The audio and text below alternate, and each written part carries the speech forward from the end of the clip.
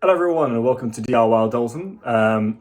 Thank you for joining us. So today is going to be a quick video looking at the Mazda Bongo light, the interior light. Okay, so I don't know if you know, so you got the interior light is a fluorescent tube and has got an inverter inside, and the one that we bought constantly had a dim light no matter what I tried to do with it.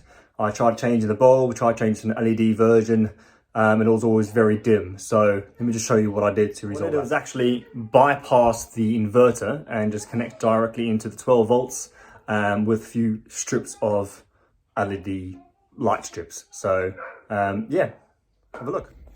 Okay, so this is my light. Okay, excuse the dodgy soldering.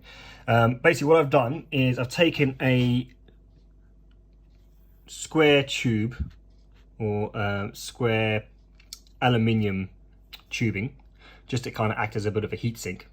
Okay, and then I've gone for 3 strips of white LED strip lights. What I've done, I've put them into series, so if you follow the cables with my dodgy soldering, goes in through here, along there, around to this one, from here it goes all the way back to the one at the back here and along there. Okay, stuck them down with it's got their double-sided tape on the back of them anyway.